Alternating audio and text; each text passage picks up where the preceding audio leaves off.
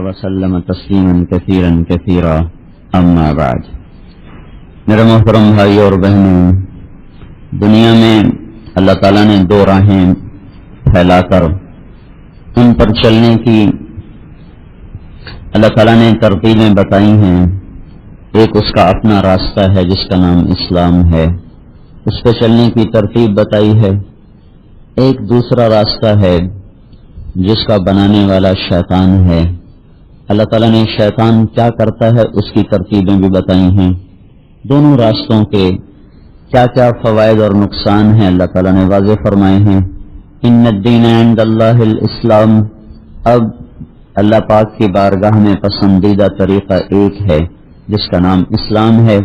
ومن یبتغ غیر الاسلام دینا فلن یقبل منہ، اسلام کو چھوڑ کر جو زندگی گزارے گا وہ برباد ہو جائے گا۔ چھوڑنے کے دو درجے ہیں، ایک انکار کر دینا، یہ کافر ہو گیا، یہ ہمیشہ کے لیے ہلاک ہے۔ ایک ماننے کے بعد پھر انکار کر دینا۔ اسلام کو تسلیم کیا، اللہ کی ذات کو مانا، اس کے نبی کتاب قرآن کو مانا، لیکن طریقے اپنے پسند کے گزارے، زندگی اپنی مرضی کی گزاری، یہ چھوٹا کفر ہے۔ نام مطلب بالکل ہی انکار کر دینا وہ بڑا کفر ہے۔ ماننے کے بعد پھر اپنی مرضی پہ چلنا یہ چھوٹا کفر ہے، کفر دون کفر۔ تو اللہ تبارک و تعالی نے اسلام کو دنیا میں زندہ کرنے کے لیے نبیوں کا سلسلہ چالو کیا، اور غلط راہوں کو زندہ کرنے کے لیے شیطانوں نے اپنا سلسلہ چالو کیا۔ شیطان نے اپنی ترتیب محنت بتائی کہ میں کیا کرتا ہوں، فَبِمَا أَغْوَيْتَنِي لَأَقْعُدَنَّ لَهُمْ صِرَاطَكَ الْمُسْتَقِيمَ، کہ تم نے مجھے جو اپنے دربار سے نکالا ہے تو میں نے یہ طے کیا ہے کہ اب میں تیری راہ، جو تیرا سیدھا راستہ ہے جو تجھ تک پہنچاتا ہے، وہاں میں چوکڑی مار کے بیٹھ جاؤں گا۔ لَأَقْعُدَنَّ، چوکڑی مار کے، وہ کہتے ہیں گوڈے ٹیک کے بیٹھ جانا، کہ بالکل ہلوں گا نہیں۔ پھر کیا کروں گا، ثُمَّ لَآتِيَنَّهُمْ مِنْ بَيْنِ أَيْدِيهِمْ وَمِنْ خَلْفِهِمْ وَعَنْ أَيْمَانِهِمْ وَعَنْ شَمَائِلِهِمْ وَلَا تَجِدُ أَكْثَرَهُمْ شَاكِرِينَ، آگے سے حملہ کروں گا، پیچھے سے حملہ کروں گا، دائیں سے حملہ کروں گا، بائیں سے حملہ کروں گا، اور کوئی بھی تیرے تک پہنچنے نہ پائے گا۔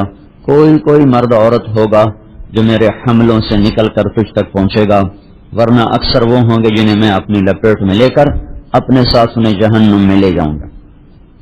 آگے پیچھے دائیں بائیں سے حملہ کرنے کا کیا مطلب ہے؟ آگے آخرت ہے، پیچھے دنیا ہے، دائیں طرف نیکیوں کا کھاتا ہے، بائیں طرف گناہوں کا کھاتا ہے۔ سیدھے ہاتھ والا فرشتہ نیکیاں لکھتا ہے، الٹے ہاتھ والا فرشتہ گناہوں کو لکھتا ہے۔ سامنے آخرت ہے، وَارْتَحَلَتِ الْآخِرَةُ مُقْبِلَةً، آخرت وہ آ رہی ہے، پیچھے دنیا ہے، ہر آنے والا گزرنے والا پل، ہر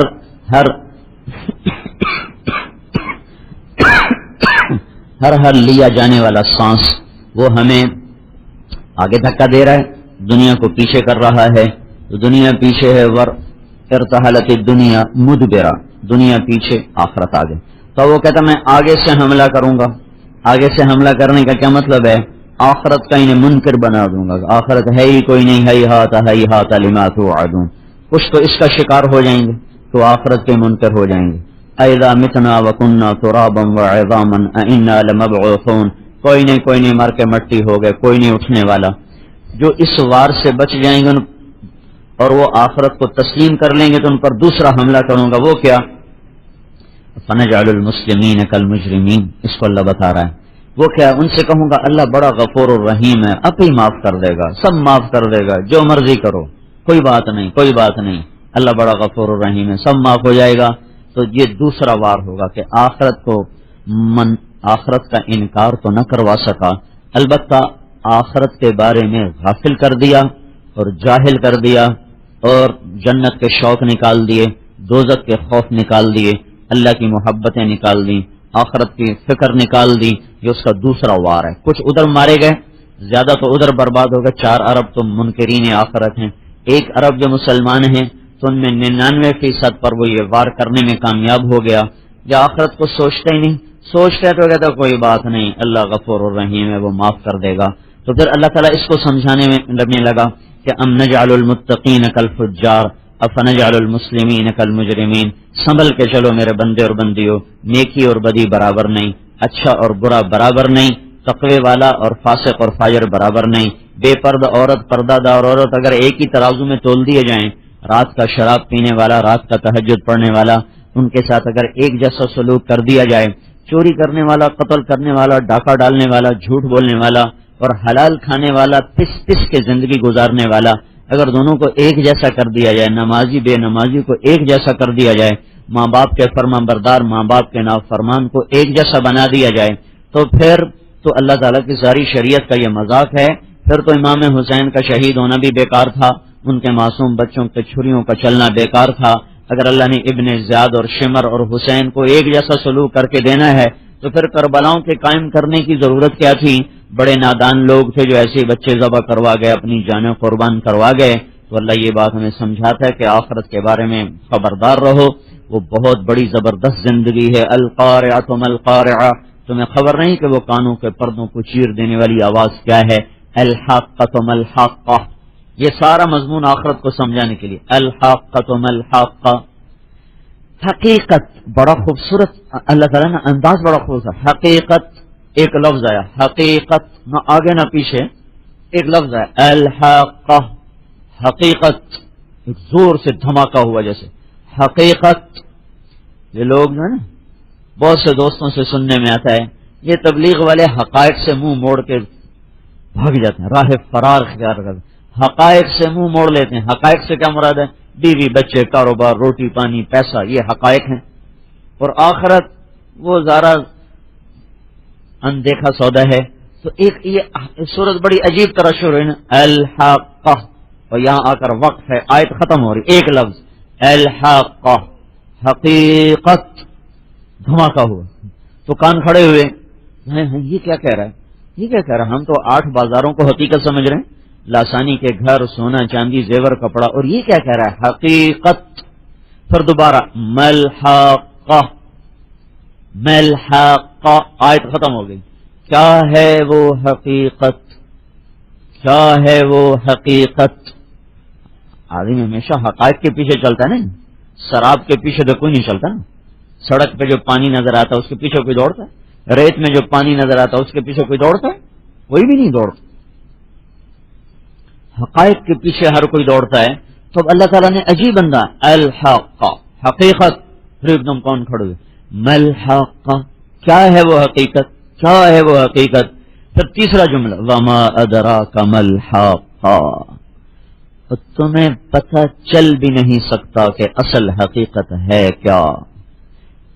تو یہ تین لفظ بول کر الحاق، ملحاقہ، وما ادراک ملحاقہ، یہ کہہ کر اللہ نے کلام بدل دیا اور حیرت میں چھوڑ کر اللہ نے ایک اور بات بیچ میں شروع کر دی.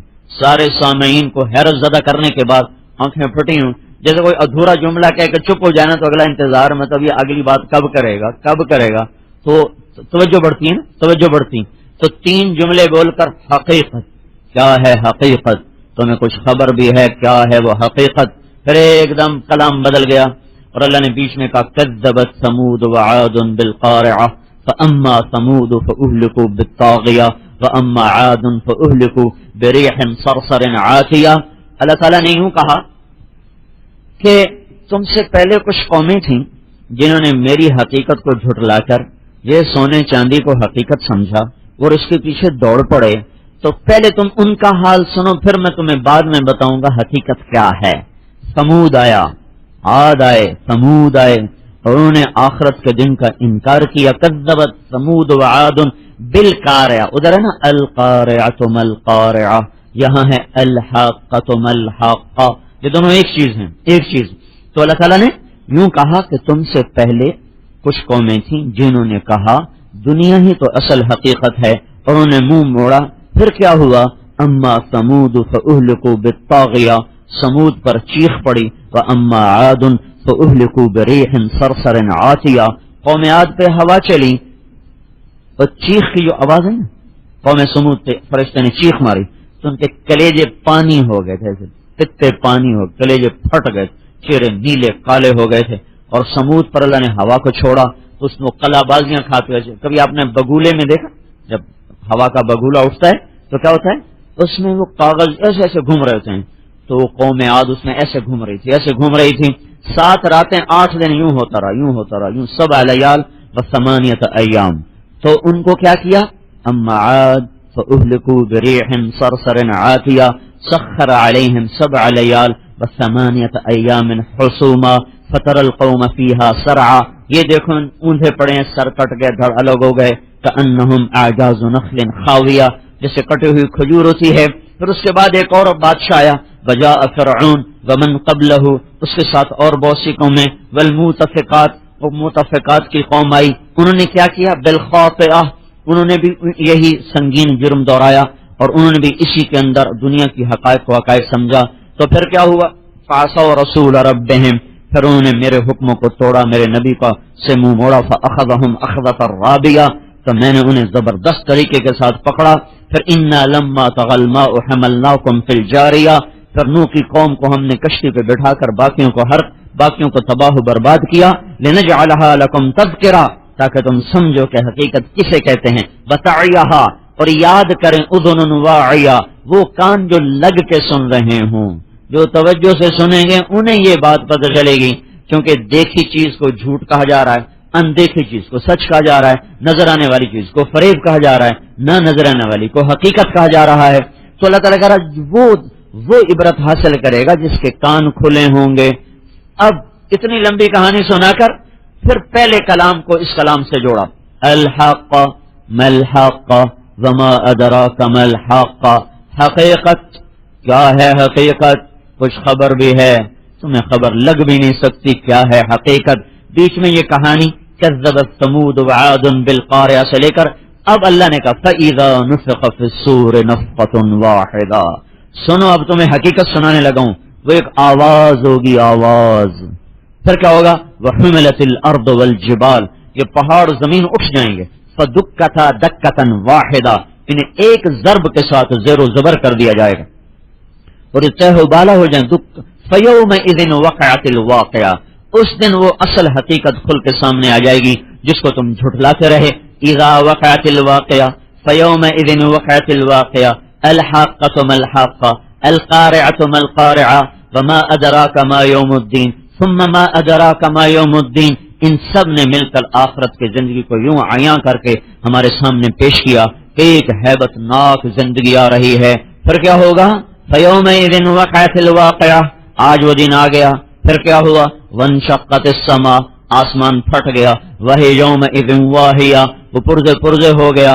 پھر کیا ہوا؟ والملک علی ارجائها فرشتے بھی کناروں پہ دوڑ گئے. پھر کیا ہوا؟ ویحمل عرش ربک فوقهم یومئذ ثمانیہ پھر اللہ کے عرش کو 8 فرشتوں نے اٹھایا اور تمہارے سروں کے اوپر آ کر عرش قائم ہو گیا. پھر کیا ہوا؟ یومئذ تعرضون پھر تم قبروں سے ننگ دھڑنگ اٹھ کے باہر آ گئے. مرد بھی عورت بھی پھنسے ہوئے جڑے ہوئے ایسا پھنس کے میدان معاشر میں کھڑا کیا جائے گا کہ کندھا بھی نہیں ہل سکے گا پاؤں بھی نہیں ہل سکے گا. نیچے زمین تپتے ہوئے تانبے کی طرح اوپر سورج کی آگ برستے ہوئے شعلوں کی طرح اور جسم سے نکلنے والا پسینہ ہوگا مردار کی بدبو سے زیادہ گندا پسینہ ہر آدمی مرد عورت کے جسم سے نکلے گا. حضرت عائشہ نے عرض کی یا رسول اللہ عورتیں بھی ننگی ہوں گی مرد بھی کہا ہاں.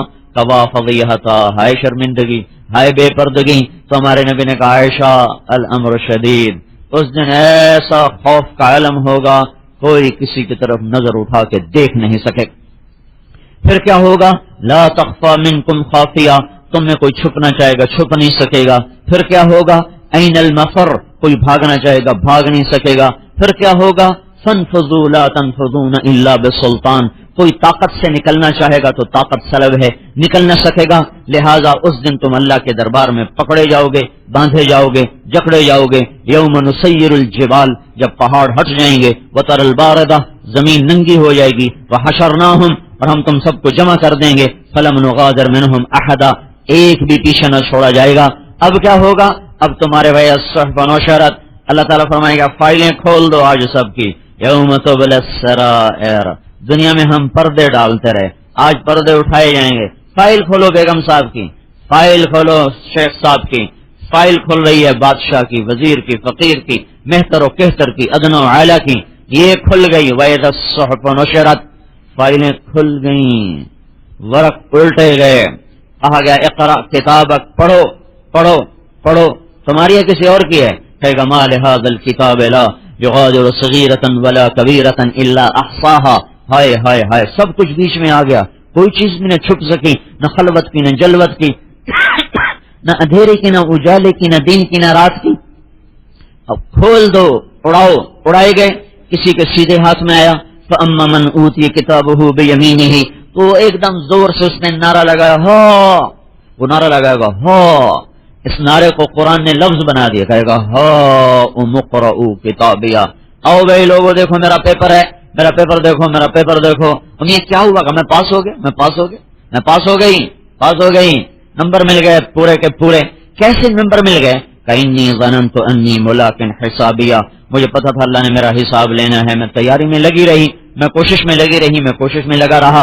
تو اوپر سے اللہ کا جواب آئے گا فَهُوَ فِي عِيشَةٍ رَاضِيَةٍ فِي جَنَّةٍ عَالِيَةٍ قُطُوفُهَا دَانِيَةٍ.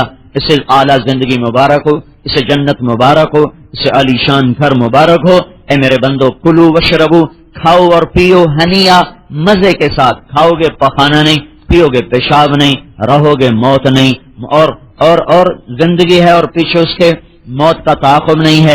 جوانی اور بڑھاپا نہیں ہے، محبت اور نفرت کوئی نہیں ہے، عروج ہے زوال کوئی نہیں ہے، بقا ہے فنا کوئی نہیں ہے، خوشی ہے غم کوئی نہیں ہے، اور روشنی ہی روشنی ہے، اندھیرے کوئی نہیں ہے، اور جوانی ہے بڑھاپا کوئی نہیں، صحت ہے بیماری کوئی نہیں ہے.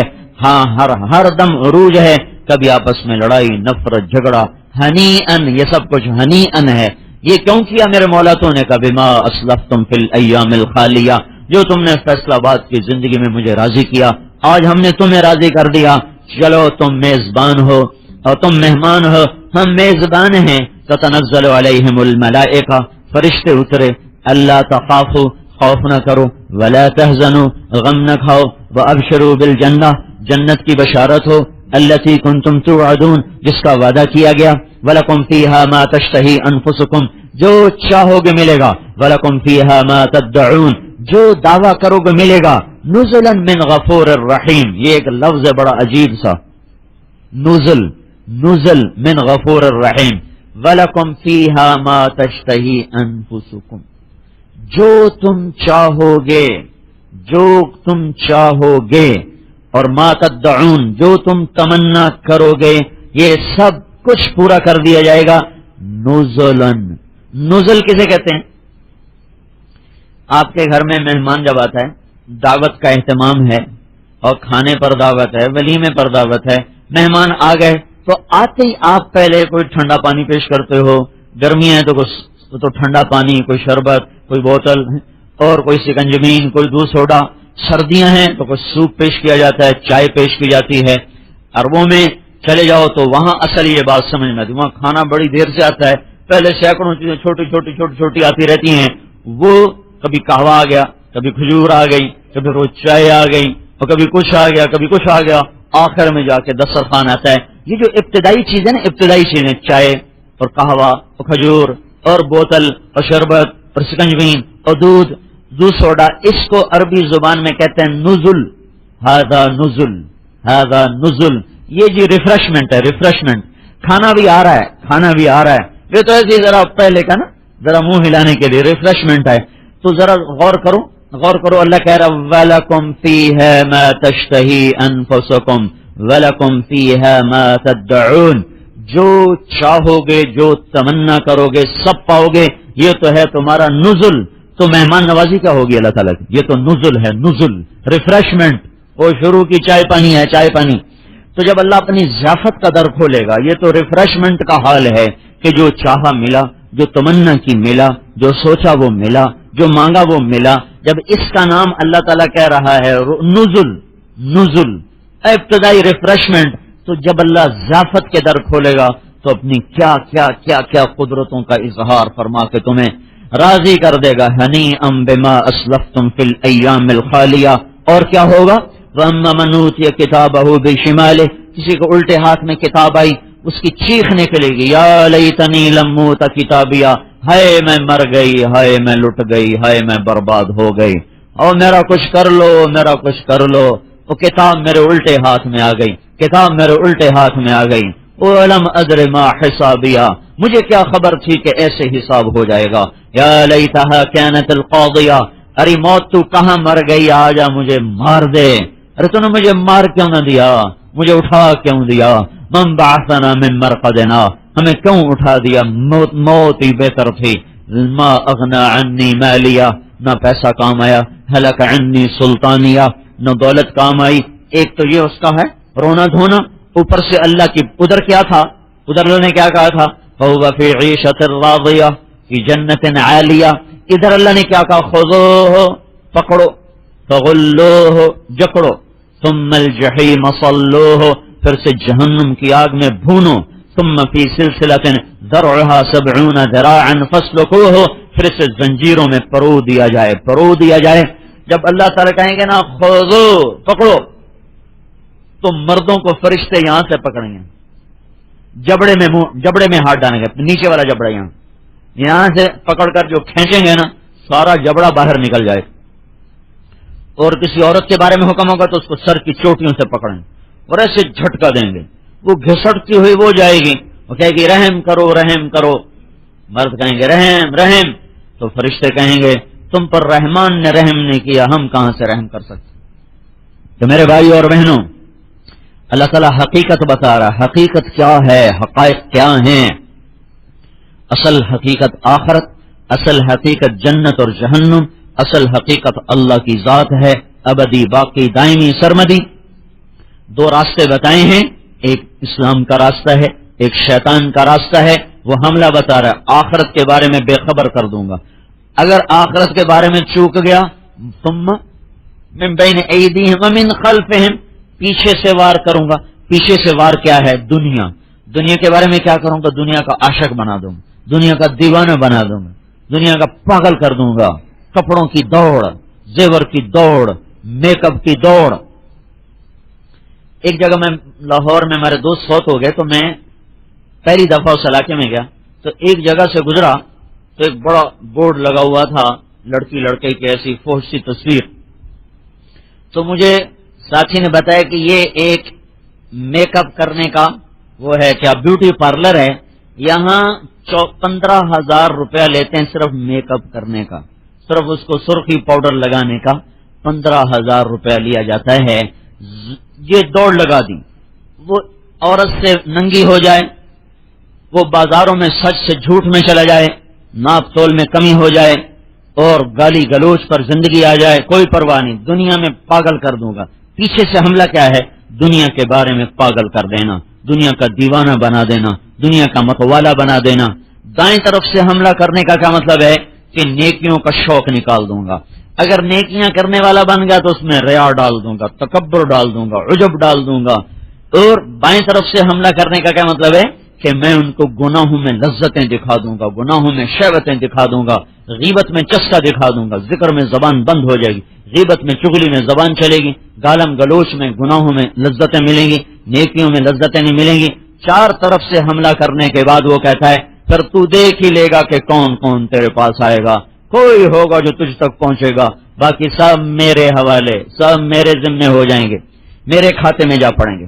تو میرے بھائی اور بہنوں، یہ زندگی بڑی قیمتی ہے، ہر سانس، ہر پل، ہر گھڑی، ہر صبح، ہر شام، ہر رت، ہر موسم، یہ اللہ تعالیٰ نے آخرت کے لیے دیا ہے۔ آخرت کو بناؤ، اپنے اللہ کو راضی کرنا سیکھو۔ اللہ تعالیٰ نے اس زندگی کو کامیابیوں سے بھر دیا ہے، کامیابیوں سے بھر دیا ہے، یہ روشن راہ ہے، سیدھا راستہ ہے۔ ترکتکم علی محجۃ بیضاء لیلھا کنہارھا لا یزیغ عنھا الا ہالک، یہ سیدھا راستہ ہے جس میں رات بھی کوئی نہیں، دن ہی دن ہے۔ اسلام پر چلنا ایک تربیت سے آتا ہے، اللہ کی اطاعت ایک تربیت کے ساتھ زندگی میں آتا ہے، یہ خود بخود نہیں آتا۔ ہاں، برائی کی طرف آدمی خود چلتا ہے، غصے میں گالیاں دینا خود بخود ہوتا ہے، ہاں اس وقت زبان کو روکنا سیکھنا پڑتا ہے۔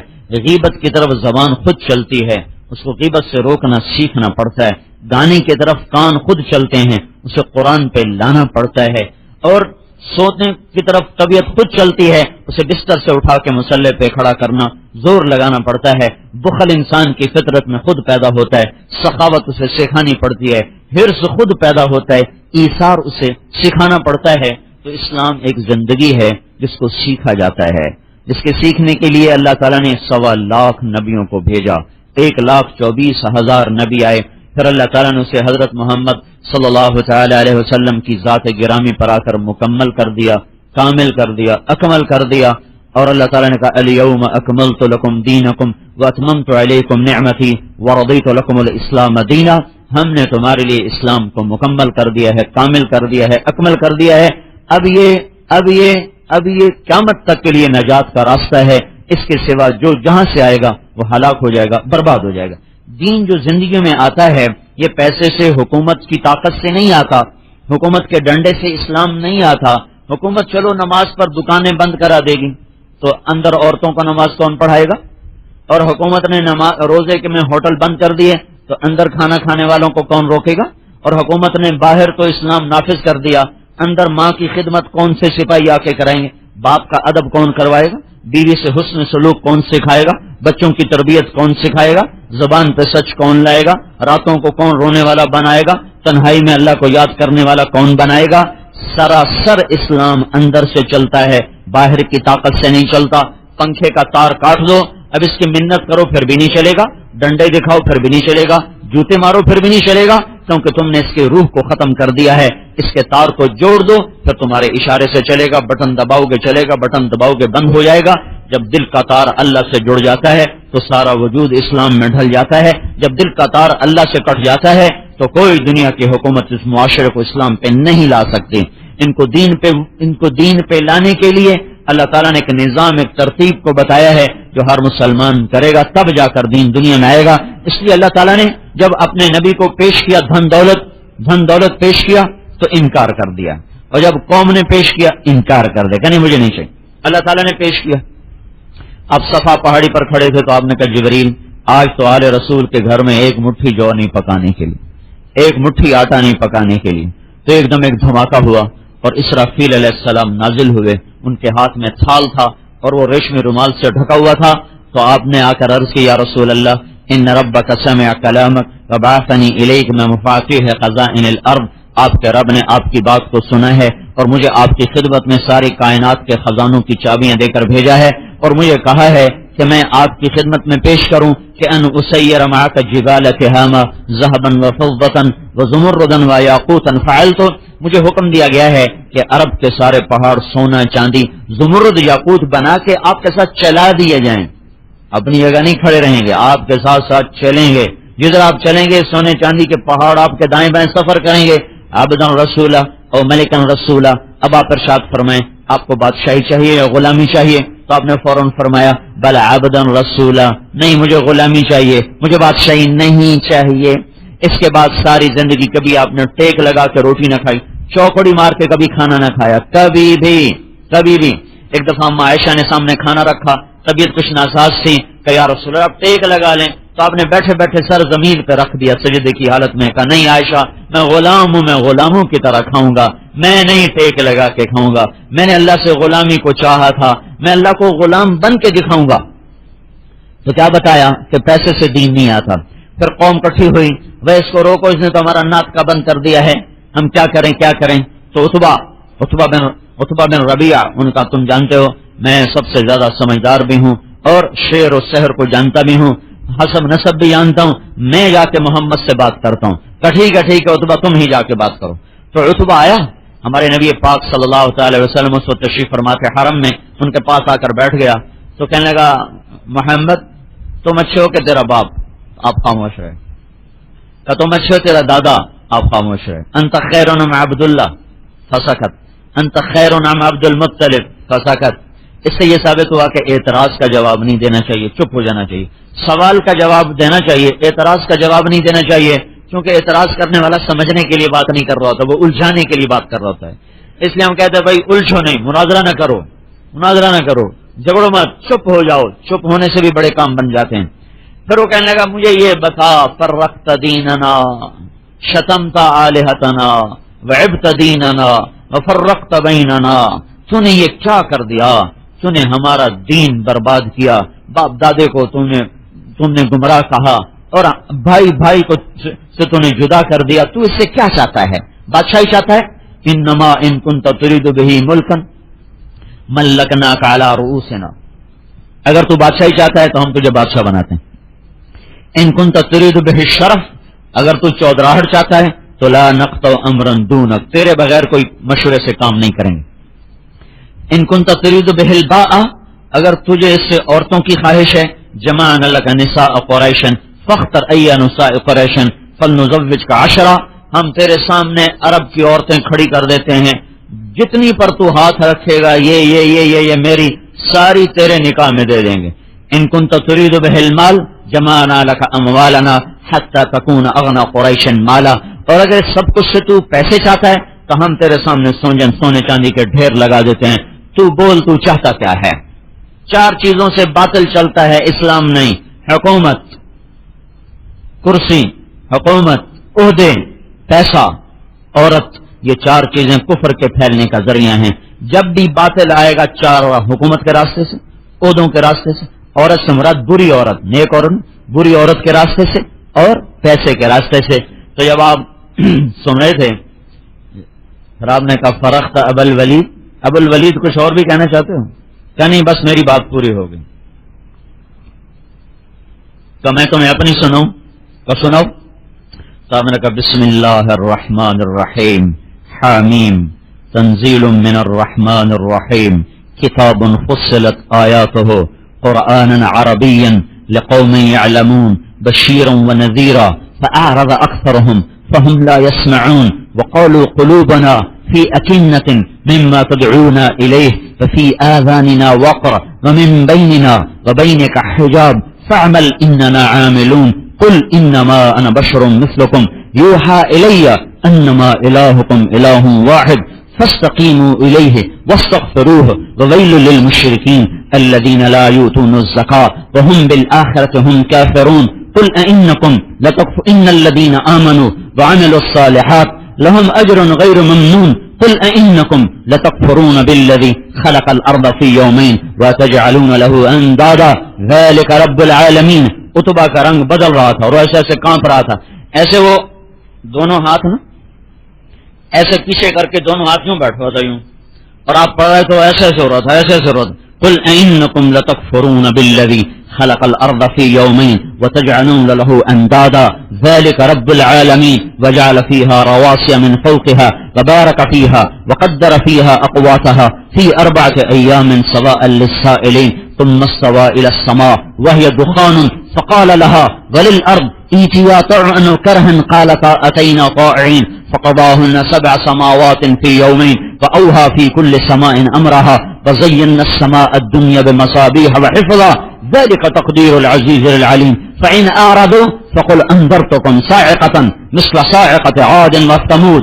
جب آپ نے یہ آیت پڑھی اگر تم نہیں مانتے ہو تو تیار ہو جاؤ ان بجلیوں کے لیے، اس صاعقہ لیے، اس کڑک کے لیے جو عاد و سمود پہ چمکی اور کڑکی اور برسی. وہی بجلیاں کوندنے کو ہیں، لپکنے کو ہیں، اور وہی عذاب تم پر گرنے کو ہے. تو اتبا ایسے بیٹھا نا، ایسے جب آپ نے کہا نا صاعقہ مثل صاعقۃ عاد و ثمود تو وہ یوں اچھلا اور دونوں ہاتھ ہمارے نبی کے منہ پر اشرف. تجھے قسم ہے خون کی، تجھے قسم ہے رشتہ داری کی، آگے کچھ نہ کہنا، آگے کچھ نہ کہنا. ایسا منہ بند کر دیا آپ کا، اور وہاں سے چلا کانپتا کانپتا. جب قریش کی محفل میں آیا تو قریشی کہنے لگے ہاں ہاں جو اتبا گیا تھا یہ وہ اتبا نہیں آ رہا، یہ کوئی اور آ رہا ہے. اور جیسا گیا تھا نا وہ تو ساری ہوا نکل گئی. کہنے لگے کیا لے کر آئے ہو؟ انہوں نے کہا یا معاشر قریش، اے قریش کی جماعت دیکھو میں تمہارا سردار ہوں، میں پاگل نہیں ہوں. اطیعونی اليوم وعصونی فیما بعد، میری آج مان جاؤ پھر ساری زندگی نہ ماننا. اس آدمی کو کچھ نہ کہو، اس آدمی کو کچھ نہ کہو. یہ وہ کلام لے کر آیا ہے جس نے میرے اندر کی دنیا کو زیر و زبر کر دیا ہے.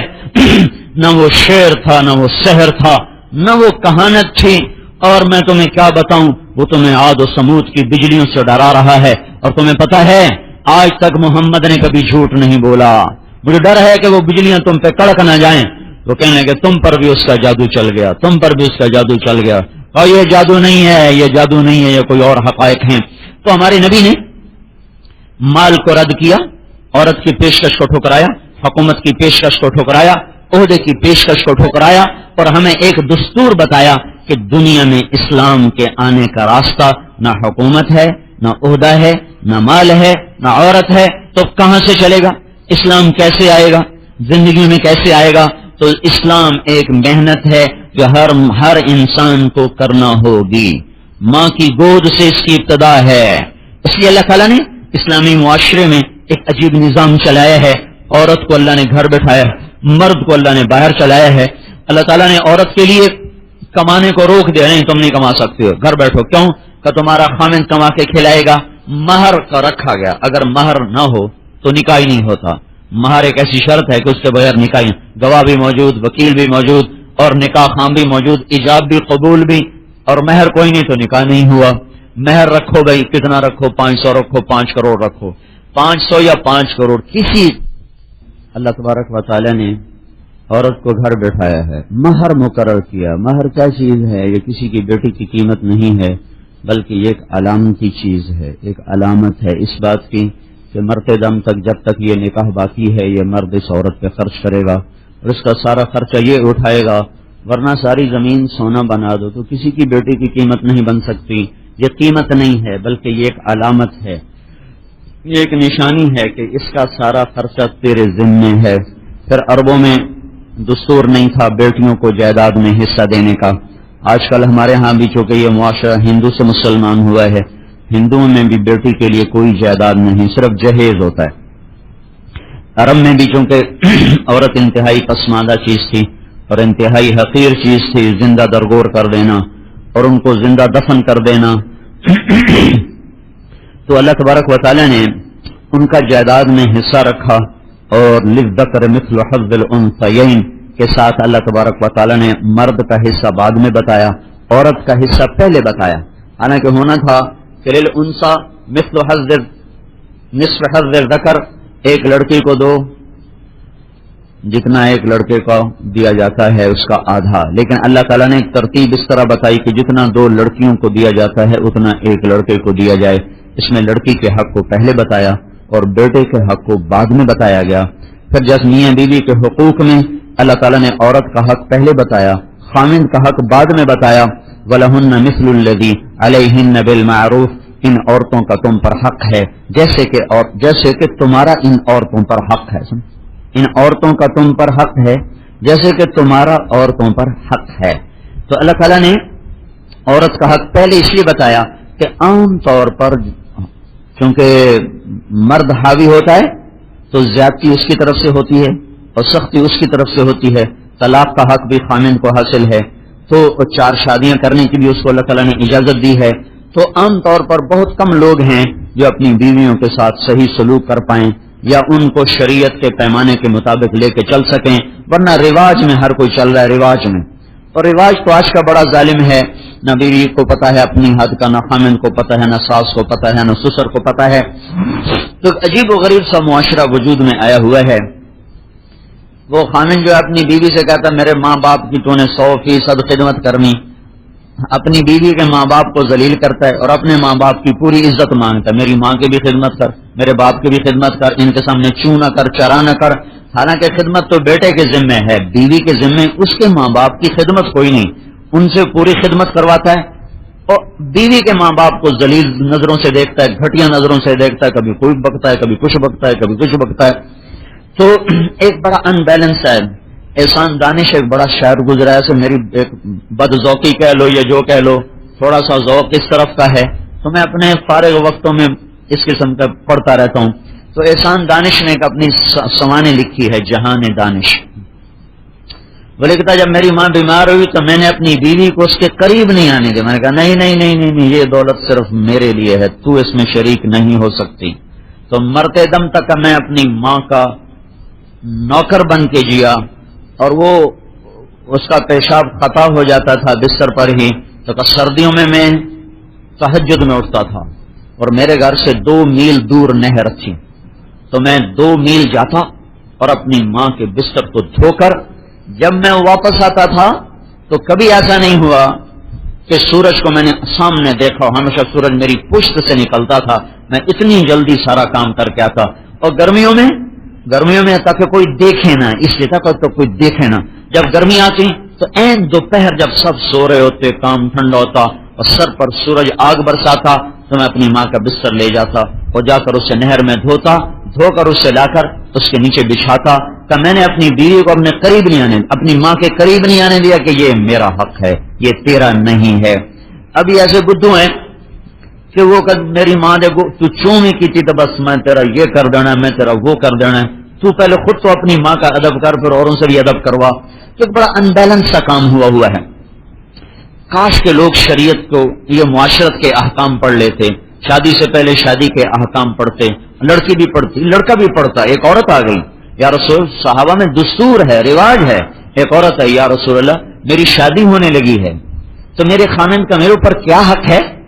تو فرمایا تیرا خامن سر سے لے کر پاؤں تک زخموں سے چور ہو، ان میں پیپ پڑ چکا ہو، تو زبان سے چاٹ چاٹ کے اسے صاف کرے تو بھی تیرے خامن کا حق ادا نہیں ہوا۔ امام شافعی رحمۃ اللہ علیہ کی شادی ہوئی، ان کی شادی ہوئی تو جب وہ پہلی رات تو آ کر بیٹھے تو ان کی بیوی نے کہا میری ایک تھوڑی بات سن لیں۔ کہا کیا؟ مجھے نہیں پتا آپ کی پسند کیا ہے، آپ کی ناپسند کیا ہے، آپ کو کون اچھے لگتے ہیں، کون اچھے نہیں لگتے، آپ کو کیا کھانا پسند ہے، کیا ناپسند ہے، آپ کو کون سی عادت پسند ہے، کون سی ناپسند ہے، مجھے آج بتا دیں تاکہ میں اس کے مطابق زندگی گزاروں، کوئی ایسا کام نہ کر بیٹھوں جو آپ کو ناپسند ہو۔ فرمانے لگے 27 سال وہ میرے ساتھ زندہ رہی، کبھی اف تک بھی ہمارے درمیان نہ ہوئی، کبھی اف تک بھی ہمارے درمیان نہ ہوئی۔ یہ ایک زمانہ تھا جب لوگ شریعت کو، احکام کو سیکھتے تھے۔ اب ایک معاشرت ہے، شیخوں کی اپنی ہے، راجپوتوں کی اپنی ہے، ارائیوں کی اپنی ہے، پنجابیوں کی اپنی ہے، پٹھانوں کی اپنی ہے، سندھیوں کی اپنی ہے، بلوچوں کی اپنی ہے، اس میں سب چکی میں پس رہے ہیں۔ کچھ پتہ نہیں اللہ نے کیا کہا، اللہ کے نبی نے کیا کہا، اللہ کے رسول نے کیا کہا، کچھ پتہ کوئی نہیں۔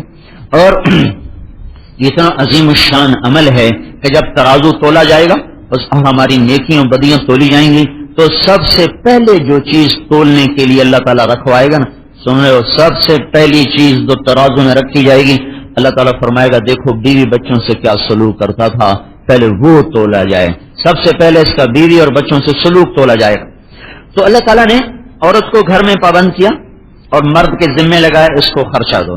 بعض مرد ہوتے ہیں بیوی کے ہاتھ میں 1 روپیہ نہیں پکڑاتے، شاید تینوں کی چاہیے، اور اس پر اتنی بد اعتمادی ہوتی ہے کہ وہ زندگیاں ٹوٹ پھوٹ کے رہ جاتی ہیں۔ اللہ تعالیٰ کے نبی خرچہ اپنی بیویوں کے ہاتھ میں دیتے، لو جیسے مرضی خرچ کرو۔ ایک معاشرت ہے، آپ نے کہا جب گھر لوٹ کے آؤ کبھی خالی ہاتھ نہ آؤ، ضرور کوئی تحفہ ہدیہ اپنی بیوی بچوں کے لیے لے کے آؤ، اور کچھ نہیں ملتا تو کچھ پتھر ہی اٹھا کے لے آؤ۔ خالی ہاتھ گھر میں مت داخل ہو، اگر کہیں سفر سے آئے ہو خالی ہاتھ مت آؤ، اگر رات کو لوٹ کے آؤ تو گھر مت جاؤ، باہر سو جاؤ، صبح گھر جاؤ، اپنے گھر والوں کو تکلیف نہ دو۔ یہ اتنی خوبصورت زندگی بتائی ہے، اتنی خوبصورت زندگی سمجھائی گئی ہے۔ حیات الصحابہ کی جلد ثانی ہے ہی ساری معاشرت پر، آدھی سے زیادہ معاشرت پر پڑھتا ہی کوئی نہیں، ذرا گشت کرنے کو ہی سارا دین سمجھا ہوا ہے۔ تو میرے بھائیو، اللہ تعالیٰ نے مرد کے ذمے کیا جاؤ اس کو لا کے دو، گھر بٹھاؤ۔ اب یہ کیا کریں؟ اس کے ذمے اللہ تعالیٰ نے نسل کا تیار کرنا، بڑا مشکل سبق عورت کو دیا ہے، نسل کو تیار کرنا، ایک قوم کو تیار کرنا، بچوں کی تربیت اور پرورش کرنا، اس لحاظ سے 15 سال میں اسے اس قابل بنانا کہ جب 15 سال میں اس پر شریعت لاگو ہو تو یہ اللہ کا کوئی حکم توڑنے والا نہ ہو اور اللہ کی کوئی شریعت کے خلاف چیز کرنے والا نہ ہو، ہر فرض کو پورا کر رہا ہو، ہر حرام کو چھوڑ رہا ہو۔ 15 سال اللہ دیتا ہے، 11 سال 12 سال لڑکی کے لیے ہیں، 15 سال لڑکے کے لیے ہیں، کرو اب اس پر جان مارو، اور تمہیں روٹی بھی ملے گی، کپڑا بھی ملے گا، خرچہ بھی ملے گا، اور آپ نے فرمایا کہ ان پر اپنی وسعت کے مطابق خرچ کرو، اور آپ نے فرمایا یہ دنیا ایک مختصر سا ساز و سامان ہے، اس میں سب سے بہترین جو سامان ہے وہ نیک عورت ہے، وہ نیک بیوی ہے جو اس کائنات کا سب سے اعلیٰ ساز و سامان ہے۔ اور اللہ تعالیٰ نے فرمایا کہ من آیاتہ ان خلق لکم من انفسکم ازواجا لتسکنوا الیہا ہم نے تمہیں مرد عورت بنایا اور تمہیں آپس میں جوڑا جوڑا بنا کے نکاح کے بندھن میں تمہیں باندھا تاکہ تم سکون حاصل کر سکو. سکون کیسے آتا ہے؟ وہ پیسے سے نہیں آتا، وہ اچھے اخلاق سے سکون آتا ہے اور محبت کے بول سے سکون آتا ہے. ایک دوسرے پر اعتماد کرنے سے سکون پیدا ہوتا ہے. جب وہ اپنی جگہ شک، وہ اپنی جگہ شک، وہ اپنی جگہ ٹائٹ کرے، وہ اپنی جگہ ٹائٹ کرے. اللہ تعالیٰ کے نبی نے فرمایا اپنی وسعت کے مطابق ان پر خرچ کرو، اپنی وسعت کے مطابق ان کو دو اور فارغ کر دیا اس کو. کیا کرو بھائی؟ ایک نسل تیار کرو جو اللہ اس کے رسول کی غلامی پر چلنے والی ہو اور اس کے مطابق زندگی گزارنے والی ہو. گھر میں صرف روٹی پکانا تو عورت کے ذمہ کوئی نہیں، شرعن عورت کے ذمہ روٹی پکانا ہے ہی کوئی نہیں. وہ احسان ہے اگر پکا کے دے دے، تو پھر روٹی پکانا بھی ذمہ کوئی نہیں، تو بے اس کے ذمہ ہے کیا؟ کام اتنا مشکل ہے کہ وہ پس کے رہ جائے اگر کرے، چونکہ کرتی نہیں ہے اس لیے وہ اور بکھیڑوں میں پھنس کے الجھ کے رہ گئی ہیں. مشکل ترین کام اللہ نے دیا ہے. اس بچے کو 15 سال تک ایسے تیار کرو کہ گناہوں سے نفرت کرنے والا ہو، نیکی سے محبت کرنے والا ہو، بڑے چھوٹے کا عدم مقام پہچاننے والا ہو. اس بچی کو ایسا حیا سکھاؤ کہ جس گھر میں جائے وہ گھر جنت بن جائے، جس گھر میں جائے وہاں کی راحت بن جائے، وہاں کی ٹھنڈک بن جائے. یہ نہیں کہ جان دینا لیکے چھکے اے ہوں تو میرا ہوں، تو پیو دا بھی نہیں، تو ماں دا بھی نہیں، ہوں تو صرف ہے ہی میرا. ایسی بیٹیاں نہ تیار کرو کہ جو اوروں کے لیے کانٹے بن جائیں. ایسی اولاد نہ تیار کرو جو اوروں کی بیٹیوں کو زیر و زبر کر کے ان کو زخمی کر کے اپنے خامد ہونے کا حق جتاتے پھریں. بلکہ سیکھو حسن اخلاق سیکھو، سہنا سکھاؤ، چپ رہنا سکھاؤ. وہ تربیت دو کہ جس سے یہ ایک خوبصورت معاشرے کا فرد بن سکیں. تو اللہ تبارک و تعالیٰ نے عجیب ایک درہم ہے جو آدمی اللہ کے راستے میں خرچ کرتے ہیں، ایک درہم ہے جو آدمی صدقہ کرتا ہے، ایک درہم ہے جو آدمی اپنے بچوں پر خرچ کرتا ہے. جو ہمارے نوجوان وہ تبلیغ میں لگاتے ہیں اور بچوں کو تنگی دیتے ہیں، تبلیغ میں لگاتے ہیں بچوں کو تنگی دیتے ہیں. ان بیچاروں کو یہ نہیں پتا کہ گھر پہ خرچ کرنے کی اللہ تعالیٰ نے کیا کیا فضیلت رکھی ہے اور اپنی بیویوں کو سکھ دینے کی اللہ تعالیٰ نے کیا کیا فضیلت رکھی ہے. کیونکہ پڑھنے کا ذوق نہیں نا، پڑھتے کوئی نہیں، پڑھے بغیر بھی کبھی کسی کو میں تو اپنی بیوی سے بھی کہتا رہا تو کچھ پڑھ لیا کرو، اتنی سینکڑوں کتابیں گھر میں بھری ہیں، کچھ دیکھو تو صحیح، کچھ پڑھو تو صحیح. پڑھے بغیر بھی پہلی وحی نہیں دیکھتے ہو، پہلی وحی اقرا پڑھو، ساری گتھیاں سے اقرا. جبریل آئے پیر کا دن، رمضان کا مہینہ، اور آپ بیٹھے ہوئے ہیں، صبح کا وقت ہے، چاشت کے قریب. فظہر الناموس، ایک ریشمی رومال سبز رنگ کا یوں پھیلایا، اس کے اوپر اقرا کی 5 آیات 19 حرف. تو تو جبریل نے کہا اقرا پڑھیے یا رسول اللہ. تو آپ نے کہا ما انا بقارئ، میں پڑھا ہوا نہیں. تو سینے سے لگایا، کھینچا، پھر چھوڑا. اپنے کا پھر کہا اقرا پڑھیے. آپ نے کہا مجھ سے نہیں پڑھا جا رہا، ما انا بقارئ، میں تو پڑھا ہوا نہیں ہوں. پھر انہوں نے سینے سے لگایا اقرا، پھر چھوڑا، کہا ما انا بقارئ. تیسری دفعہ سینے سے لگایا، کہا اقرا. 3 دفعہ جب کہا نا اقرا، تو پھر ایک دم اللہ تعالیٰ نے آنکھوں سے حجاب ہٹایا تو آپ نے پڑھنا شروع کیا اقرا، پڑھو بسم ربک الذی خلق خلق الانسان من علق. پھر کہا اقرا وربک الاکرم الذی علم بالقلم علم الانسان ما لم يعلم. یہ ہمارے تبلیغی ہیں کہ دنیا جہنم میں جا رہی ہے، ان کو کتابیں پڑھنے کی سوچی ہوئی. ایسے پاگل دیوانے، دنیا دوزخ میں جا رہی ہے، ان کو کتابوں کی سوچی ہوئی. کبھی علم و باز کرے فقیری، کافر مرے دیوانہ ہو. کبھی کسی نے علم کے بغیر بھی کسی راہ کو تک. اور یہ جو تاجر ہیں ان کو تو پیسہ کمانے سے فرصت کوئی نہیں، انہوں نے خاک پڑھنا ہے، بس صرف نوائے وقت پڑھ لیتے ہیں یا جنگ پڑھ لیتے ہیں بس. اس کے علاوہ ان کو بھی نہ کوئی ذوق، نہ شوق، نہ خوف کہ کچھ تو پڑھیں کہ 5 دفعہ آیا ہے. پہلا حکم اقرا، پہلا جبریل بولے، پھر کہا اقرا، پھر بولے اقرا. تیسری دفعہ آپ کا پڑھنا شروع ہو گیا. پھر قرآن بولا اقرا، پڑھو بسم ربک الذی خلق، اپنے رب کی مدد کے ساتھ یا اپنے رب کے نام کے ساتھ. دونوں میں باق دونوں مطلب کے ساتھ آ رہی، اپنے رب کی مدد کے ساتھ یا اپنے رب کی برکت والے نام کے ساتھ پڑھو۔ اس امت کو پہلا حکم ہی پڑھنے کا ملا ہے، بسم ربک الذی خلق خلق الانسان من علق، جس نے تمہیں ایک لوتھڑے سے پیدا کیا۔ پھر اللہ نے کہا اقرا، پڑھ، وربک الاکرم، تیرا رب اکرم ہے۔ اکرم کسے کہتے ہیں؟ جو کسی کی محنت سے زائد اس کو صلہ دے، اس کو کہتے ہیں اکرم۔ جو کسی کی محنت سے بڑھ کے صلہ دے اس کو کہتے ہیں اکرم۔ تو اللہ تعالیٰ یوں کہہ رہا ہے اگر تم پڑھو گے تو میں تم پر علم کے وہ دروازے کھولوں گا جس کا تم سوچ اور تصور بھی نہیں کر سکتے ہو، وہ تمہارے دہانے کھلتے چلے جائیں گے معرفت کے۔ تم پڑھو صحیح، پڑھو صحیح۔ کیوں؟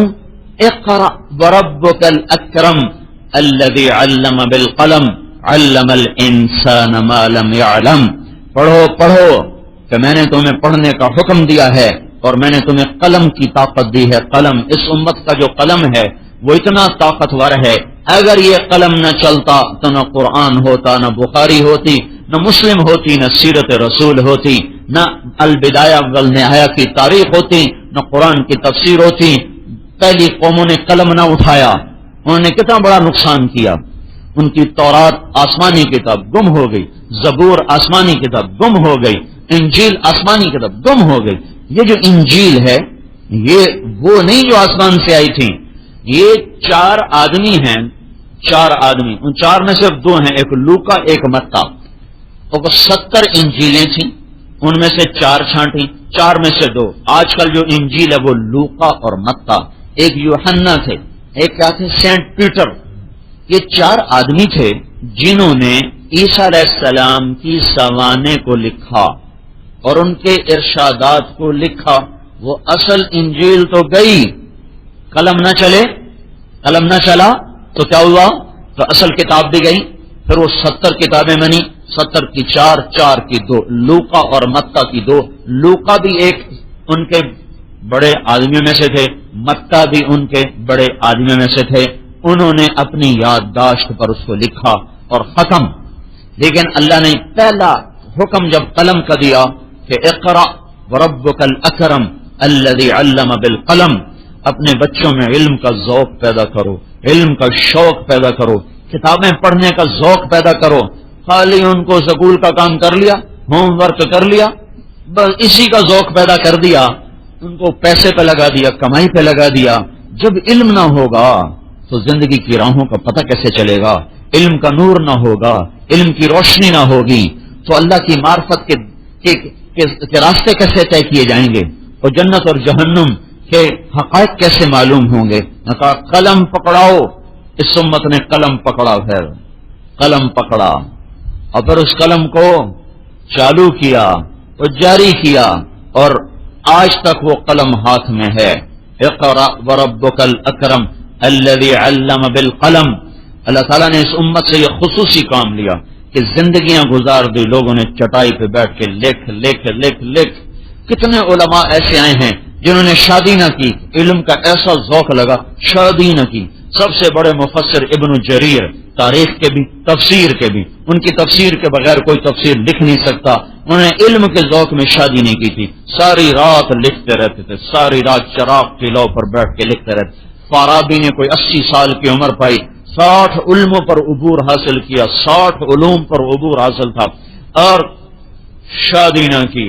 اور حکومتیں بڑی بڑی ان کو دیتے تھے عطیہ، ان کے علم کی وجہ سے سارے تقسیم کر دیتے تھے، فقر کی زندگی گزار دی، ساری زندگی کاغذ اور قلم کے ساتھ زندگی گزر گئی، ان کے نام زندہ ہو گئے۔ ابن جوزی رحمۃ اللہ علیہ، یہ لوگ آج سے 800 سال 900 سال پہلے کے لوگ ہیں لیکن ان کے نام آج زندہ ہیں۔ ابن القیم کے نام زندہ ہیں کہ ان کی ماں نے ان کو قلم پکڑایا، ان کی ماں نے انہیں لکھنا سکھایا، ان کی ماں نے ان کے اندر علم کے ذوق پیدا کیے۔ جیسے آج کے ماں باپ کمائی کا ذوق پیدا کرتے ہیں اور دنیا کی دوڑ لگانے کا ذوق پیدا کرتے ہیں، ان ماں نے ان کے اندر علم کے ذوق پیدا کی۔ سفیان ثوری اپنی ماں سے کہنے کہ مجھے اللہ کے نام پہ وقف کرو، کہنے کہ پہلے مجھے کچھ کر کے دکھاؤ پھر اللہ کے نام پہ وقف کروں۔ اچھی چیز اللہ کو دیتے ہیں، بری چیز تو نہیں دیتے۔ تو ان کو اپنے گھر میں پہلے تہجد پہ ڈالا اور نمازوں پہ ڈالا، ذکر پہ ڈالا، تلاوت پہ ڈالا، جب ان کے اندر نیکی کی صفات نمایاں ہو گئیں کہ جا بیٹا تجھے اللہ کے نام پہ وقف کر دیا. جو نکلے 19 سال کے بعد واپس آئے. 19 برس رات کو پہنچے, دروازے پہ دستک دی تو اندر سے ماں نے پوچھا کون؟ کہا جی سفیان آپ کا بیٹا. 19 سال کے بعد بیٹا آئے تو ماں کا کیا جذبہ ہوگا. میں تو جب گورنمنٹ پڑھتا تھا تو 10 مہینے کے بعد گھر جاتا تھا, نہ 10 مہینے میں چھٹی نہیں ہوتی. بڑی عید پر جب جاتے تھے تو اس کے بعد کوئی چھٹی نہیں ہے, پھر چھوٹی عید پہ گھر جانا ہوتا تھا. وہ 10 مہینے کے بعد جب گھر جاتے تو ماں بھی قربان ہو رہی, باپ بھی فدا ہو رہا, وہ کیا کیا کھانے اور سیوا ہو رہی. 19 سال کے بعد واپس لوٹے تو انہوں نے کہا کون؟ کا جی سفیان. کہا واہ واہ, میں تو تمہیں اللہ کے نام پہ وقف کر چکی ہوں, اور جو چیز وقف کر دی جائے اس کا تو واپس لینا ہی جائز کوئی نہیں. جا یہیں سے واپس چلا جا, قیامت کے دن اب تجھ سے ملوں گی. تجھے اللہ کو دے دیا ہے, تجھے اللہ کو دے دیا ہے, اب قیامت کے دن ملاقات ہوگی. یہ وہ بنیادیں تھیں جس پر وہ نسل اٹھی. پھر اللہ تعالیٰ نے سفیان کو ایسا سفیان بنایا, انہوں نے ابو جعفر منصور کے خلاف فتویٰ دیا. وہ زبردستی بیعت لیتا تھا کہ یہ بیعت حرام ہے, بیعت حرام ہے. وہ بیعت لیتا تھا, میں آپ کے ہاتھ پر بیعت کرتا ہوں, اگر میں بیعت توڑوں تو میری بیوی کو 3 طلاق. یہ اس کے ساتھ وہ کر کہ یہ بیعت حرام ہے.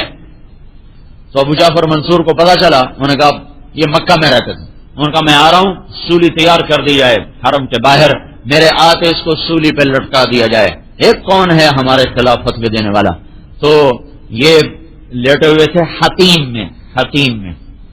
میں لیٹے ہوئے تھے سفیان بن عیینہ. یہ ایک اور ہیں, یہ سفیان ثوری ہیں, وہ سفیان بن عیینہ ہیں. وہ بھاگے آئے, کہنے کہ سفیان جان بچاؤ, بھاگ جاؤ. کہ کیا ہوا کہ ابو جعفر تیری گرفتاری کا حکم دے چکا ہے, تیرے لیے سولی تیار کی جا رہی ہے, اور اس کے آنے کے بعد تمہیں حرم سے باہر سولی پہ لٹکایا جائے گا. اب وقت فعل ذلک, کیا واقعی اس نے یہ کہا ہے؟ کہ بالکل حکم آ چکا ہے. حتیم سے اٹھے اور آ گئے وہاں پر, ملتزم پر آ گئے, اور یوں ہاتھ رکھ, یا اللہ اگر تو نے ابو جعفر کو کیسا بولے ہے, اللہ سے کہہ رہے ابو جعفر طائف کے پہاڑوں سے نیچے اترا, سامنے حرم چند میل ہے, بیٹھا لڑک کے مر گیا. ابو جعفر منصور کی قبر طائف اور مکے کے درمیان کسی پہاڑ کے دامن میں ہے, کسی کو کچھ پتہ نہیں وہ کہاں جا کے سو گیا, ظلم و ستم کے پہاڑ توڑنے والا. تو اللہ تعالیٰ نے عورت کو گھر بٹھایا ہے, بیکار نہیں, برتن دھونے کے لیے نہیں, کپڑے دھونے کے لیے نہیں. یہ اضافی کام ہے, عورتوں کے اضافی کام ہے, ذمے کوئی نہیں ہے. میرے ماں باپ کی خدمت میرے ذمے ہے, میری بیوی کے ذمے کوئی نہیں ہے. وہ دودھ پلانا اس کے ذمے نہیں تھا. علی المولود لہ رزقہن و کسوتہن, تمہارے ذمے ہے, کرو. تو اگر اتنے کاموں سے فارغ کیا ہے تو ذمے کیا لگایا ہے؟ وہ کہ اولاد کو تیار کرو, ان کو اللہ کے حکموں پہ مر مٹنے والا بناؤ, ان کے اندر حلال اور حرام کی تمیز پیدا کرو, ان کو صحیح مسلمان بناؤ. بیٹیوں نے باہر جانا ہے, انہیں اس قابل بناؤ کہ آگے کے لیے ٹھنڈک بنے. تمہارے بیٹے نے کسی کی بیٹی کے ساتھ چلنا ہے, اسے اس قابل بناؤ کہ کسی کے جذبات احساسات کا خیال کر کے چل سکے. کیونکہ اس لائن سے تربیت کوئی نہیں, بیٹا جوان شادی کرو, پتر کماؤ بن گیا شادی کرو, دی وڈی ہو گئی شادی کرو. جی تو دیکھو اس کے اندر کچھ پیدا بھی ہوا ہے, ایک نئی نسل کو لے کے چل سکیں گے, ایک دوسرے کے جذبات احساسات کی رعایت کر سکیں گے. بہترین اخلاق وہ ہیں جو گھر والوں کے ساتھ ہوتے ہیں, بہترین مسلمان وہ ہے جو گھر والوں کے ساتھ صحیح مسلمان بن کے چلتا ہو. بیوی خامند کے ساتھ, خامند بیوی کے ساتھ. ایک صحابی سفر پہ جا رہے تھے, اپنی بیوی سے کہا گھر میں ہی رہنا, جیسے کوئی ایسے عام جملہ, بھائی ذرا گھر میں ہی رہنا, گھر کا خیال کرنا. وہ چلے گئے سفر میں, پیچھے ان کے ابا بیمار ہو گئے پچھلی گلی, تو انہوں نے پیغام بھیجا, یا رسول اللہ میرے ابا بیمار ہیں, میرے خامند کہہ گئے تھے گھر میں ہی رہنا, تو میں کیا کروں؟ تو آپ نے کہا تو گھر میں رہے, ایسے خامند کی اطاعت کر. حالانکہ میں اب بھی قسم اٹھا رہا ہوں کہ اللہ کی قسم ان کا یہ منشا نہیں تھا, ایک محاورہ تھا, محاورہ, بس ذرا گھر کا خیال کریں, گھر ہی رہیں. اس کا مطلب یہ تو نہیں کہ وہ باپ سے ملنے نہ جائے, لیکن میں قربان جاؤں اس خاتون پر کہ جس نے اس کے ظاہری بول کو بھی یہ پانی لگایا. اور اللہ کے نبی نے امتحان لے لیا. کہاں؟ گھر میں رہو. پھر وہ سکرات آ گئے، مرض الموت آ گیا. کہا یا رسول اللہ اب تو مر رہے ہیں، اب کیا کروں؟ آپ نے کہا اب بھی گھر رہو. پھر وہ مر گئے. منہ دیکھنا کتنی بڑی تمنا ہوتی ہے اولاد.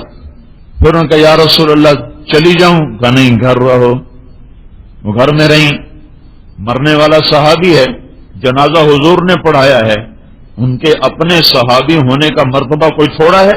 اور نبی کا جنازہ پڑھانا اس پر زائد چیز ہے. لیکن جب ان کو دفن کر کے آیا تو آپ نے کہا اور بچی سے کہو تیری اس صبر پر اللہ نے تیرے باپ کو جنت دی ہے. صحابی ہونے کی وجہ سے نہیں کہا کہ تیرے اس عمل پر اللہ نے تیرے باپ کو جنت دی ہے. تو جن بنیادوں پہ نسل کو اٹھانا ہوتا ہے اس پہ پہلی چیز ایمان ہے. یا بنی لا تشرک باللہ، یہ پہلی چیز ہے کہ ان کے دل میں اللہ اتر جائے. اللہ کی ہیبت، جلال کی بریائی، عظمت، جبروت یہ ان کے دلوں میں گڑ جائے، اتر جائے. کیونکہ اللہ کا لفظ ایک ناآشنا لفظ بن گیا ہے. اللہ کی ہیبت وہ دلوں سے نکلی ہوئی ہے، ماں باپ کے دل سے بھی نکلی ہوئی ہے، اولاد کے دل سے بھی نکلی ہوئی ہے. حالانکہ کائنات ساری کی ساری، باہر سے لے کر بر، زمین سے لے کر آسمان، اور سرا سے لے کر سریا، اور ناری اور نوری اور آبی اور خاکی، یہ ساری کی ساری کائنات اللہ تعالیٰ کی ایک مٹھی میں ہے. الارض جمیعا قبضته یوم القیامہ، آسمان اس کی مٹھی میں ہے. والسماوات مطویات بیمینہ، سارے جہان پر بے خطا حکومت کرتا ہے، اکیلا حکومت کرتا ہے، تنہا حکومت کرتا ہے، مشورہ نہیں لیتا، خطا نہیں کھاتا، بھولتا نہیں، گھبراتا نہیں، تھکتا نہیں، اونگتا نہیں، سوتا نہیں، غافل نہیں ہے، جاہل نہیں ہے، عاجز نہیں ہے، ظالم نہیں ہے، اور کوئی چیزوں سے چھپی ہوئی نہیں ہے. اپنی بقا کے لیے روٹی کا محتاج نہیں، پانی کا محتاج نہیں، بچوں کا محتاج نہیں، بیوی کا محتاج نہیں، اپنے رہنے کے لیے مکان کا محتاج نہیں، زمانے کا محتاج نہیں. اب کتنی عجیب بات، سوچو تو صحیح. اللہ ایک ذات ہے اور سچی ذات ہے اور مکان سے پاک ہے، لا مکان ہے. چونکہ مکان مخلوق ہے اور اللہ خالق ہے. خالق مخلوق میں آ نہیں سکتا. زمان ایک مخلوق ہے اور اللہ خالق ہے. خالق مخلوق میں آ نہیں سکتا. عرش پہ بیٹھا ہوا نہیں ہے. عرش تو اس کی عظمتوں کی نشانی ہے، وہ عرشوں سے بلند و بالا ہے. زمان مکان سے پاک ہے، جہت شرق غرب شمال جنوب سے پاک ہے. غفلت، سونا، اونگنا، تھکنا، جماہی لینا، ان ساری چیزوں سے وہ پاک ہے. لشکروں کا محتاج نہیں، فرشتوں کا محتاج نہیں. لا یستعین بشیء، کسی سے مدد نہیں لیتا. لا یحتاج الی شیء، کسی کا وہ محتاج نہیں ہوتا. لا یعودہ شیء، کوئی چیز اسے تھکاتی نہیں. لا یغلبہ شیء، کوئی چیز اس پہ غالب نہیں. لا یعزب عنہ شیء، کوئی چیز اس سے چھپی ہوئی کوئی نہیں. کوئی چیز اسے چھپ نہیں سکتی. خالق کل شیء، ہر چیز کو بنایا اس نے. مالک کل شیء، ہر چیز پر قبضہ اور ملک اس کا. قبل کل شیء، ہر شے سے پہلے اللہ. بعد کل شیء، ہر شے کے بعد اللہ. فوق کل شیء، ہر چیز سے بلند و بالا اللہ. دون کل شیء، ہر چیز سے چھپا ہوا اللہ. کوئی چیز نہ چھپ سکے، نہ کھلا ہوا سامنے، چھپا ہوا سامنے، عیاں بھی سامنے، نہاں بھی سامنے. یہ اللہ بڑی ذات ہے. یہ بڑا اوکھا سبق ہے، بڑا مشکل سبق ہے جو ماں کے ذمے ہے، باپ کے ذمے ہے. اس بچے کے دل میں اتارو کہ اللہ ہے، اس کا ثانی نہیں، اس کا شریک، وزیر، مشیر، مددگار، پہرے دار کچھ نہیں ہے. اکیلا سب کو کافی ہے. قل هو اللہ احد. احد کا مطلب صرف اتنا نہیں کہ وہ اکیلا ہے. احد کا مطلب یہ ہے کہ وہ اکیلا بھی ہے اور اکیلا تمہاری تمام ضرورتوں میں تمہارے لیے کافی بھی ہے. اللہ کے سوا کسی کو مت پکارو، اللہ کے سوا کسی کو مدد کے لیے مت بلاؤ، اللہ کے سوا کسی سے آسرا مت ڈھونڈو، کسی کی پناہ مت ڈھونڈو. تمہارا اللہ تمہارے لیے کافی ہے.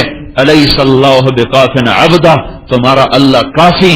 کفا باللہ وکیلا، اس کی وکالت کافی. کفا باللہ شہیدہ، اس کی حاضری کافی، کفا باللہ رقیبا، اس کی نگہبانی کافی، کفا باللہ حفیظا، اس کی حفاظت کافی، کفا باللہ نصیرا، اس کی مدد کافی، کفا باللہ وکیلا، کفا باللہ ولیہ، اس کی دوستی کافی، کفا باللہ نصیرا، اس کی نصرت کافی، کفا باللہ وکیلا، اس کا وکیل ہونا کافی، کفا باللہ وکیلا، شہیدا، رقیبا، حفیظا، نصیرا، ولیہ، ہادیا و نصیرا، ضربیں لگا لگا لگا اللہ تعالی ہمیں جھنجھوڑتا ہے، تمہارا اللہ تمہیں اکیلا کافی، تمہارا اللہ تمہیں اکیلا کافی، تمہارا اللہ تمہاری خلوت میں سنتا، تمہارا اللہ تمہاری جلوت میں سنتا، تمہارا اللہ تمہارے دل کی دھڑکنوں کی صدا سنتا ہے، تمہارا اللہ تم سب کے اکٹھے بولنے پر سنتا ہے۔ یا بنی لا تشرک باللہ، پہلا سبق ہے لا الہ الا اللہ کا دل میں اتارنا، کہ لا الہ الا اللہ دنیا کا بڑا مشکل سبق ہے، دل میں غیروں کو نکالنا اور اللہ کی محبت کو اتارنا، یہ دانتوں پسینے آنے والا کام ہے۔ توحید رسالت کے بغیر مکمل نہیں ہے، تو حضرت محمد صلی اللہ علیہ وسلم کی سیرت کو بتانا، سنانا، سمجھانا۔ شکر کرو اللہ نے ہمارے بچوں کی فطرت میں یہ رکھا ہے۔ میں گھر میں تعلیم کراتا تھا، میں بیمار ہوا 2 مہینے کے لیے گھر میں رہا، بچے سارے اکٹھے ہو جاتے، میں ان کو سناتا، پھر وہ تھوڑی دیر میں تنگ پڑ جاتے، تو میں نے اس طریقہ سوچا میں ان کو حضور کی کہانی سنائے، اس کہانی کے انداز میں نے اپنے نبی کی سیرت کو سنانا شروع کیا۔ 2 مہینے میں ان کو 1 گھنٹہ روز سناتا، وہ ایسے متوجہ ہو گئے کہ میں کبھی مہمانوں میں مصروف ہوتا تو مجھے پکڑ کے لے آتے کہ ابھی چلو وقت ہو گیا، تعلیم کا وقت ہو گیا، چلو۔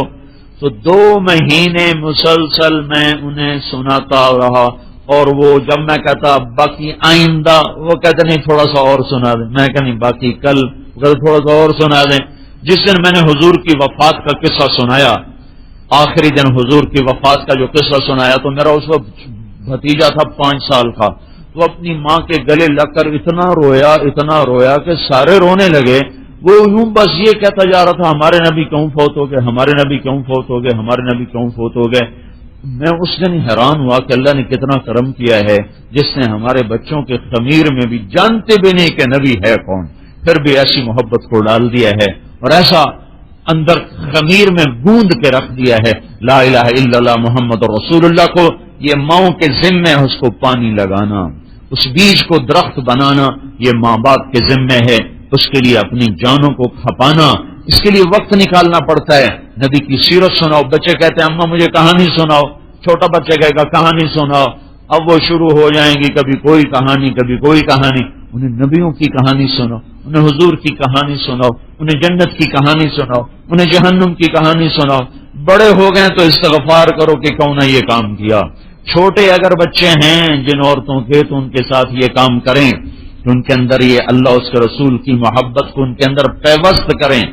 یہ مدرسوں سے چیز حاصل نہیں ہوتی، اسکولوں سے، اسکول تو پہلے ہی مذبح خانے ہیں، چھوٹی چھوٹی بچیاں ننگی بازار جا رہی تھی تمہارے اسکول، ماؤں نے فراق پہنا کے اسکول بھیجا ہوتا ہے، ساری ٹانگیں ننگی، سر ننگا، ٹانگیں ننگی، کہاں بھیج رہی ہو ان کو؟ تمہیں اللہ پکڑے گا نہیں، یہ تمہاری اولاد قیامت کے دن تمہارا گریبان پکڑ گئے۔ یا اللہ انہوں نے ہمیں ننگا کیا تھا، پہلے ان کو دوزخ میں ڈال پھر ہمیں دوزخ میں ڈال۔ 4 سال کے بچے کو ٹائی لگا کے اسکول بھیجتی ہو تم ساری مائیں روزانہ، کیا یہی نہیں کرتی ہو؟ بچے کو ٹائیاں لگاتی ہو، پتلون چڑھاتی ہو، شرٹ پہناتی ہو، اور لڑکی کو فراق پہناتے ہو ساری ننگی ٹانگوں کے ساتھ۔ میں لاہور میں نکلا ڈیکن اسکول کے سامنے، فجر پڑھ کے نکلا تھا، ذرا سیر لمبی ہوگی تو اسکول کے آنے کا وقت ہو گیا، تو ایک لڑکی نکلی 10-11 سال کی لڑکی، ساری ٹانگیں ننگی تھی اس اور سر ننگا، اور ماں چھوڑنے آئی ہوئی تھی۔ کتنے دن میں اس کو یاد کر کے روتا رہا کہ اب اس بیٹی کا کیا قصور، کل اگر یہ پردہ نہیں کرے گی تو اس کا کیا قصور، کل اگر یہ اللہ دین کا مذاق اڑائے گی تو اس کا کیا قصور۔ لڑکیوں کو پتلونے پہنا دو، پہلے ظالم تو ماں باپ ہیں، کیوں بھیجا ایسے اسکول میں؟ رہنے دو ان پڑھ، ان کو گرمی تم نہیں برداشت کرتی ہو کہ میری بچی کو گرمی نہ لگے، اگر جہنم کی گرمی لگ گئی تو پھر کیا ہوگا؟ وہ قبر نے پکڑ لیا، جھٹکا دے دیا تو پھر کیا ہوگا؟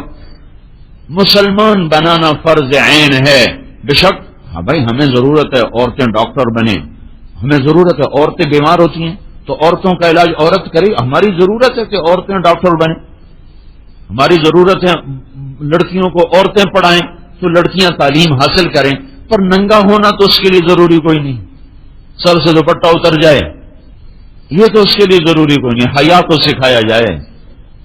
کیا بتاؤں، ہماری جماعت تھی امریکہ، تو ڈاکٹر کرنل امیر الدین ہمارے ساتھ تھے۔ کولوراڈو میں ایک کلب تھا، مسلمان کا ایک بدبخت کا کلب تھا، اس میں ننگا ڈانس ہوتا تھا، ننگا۔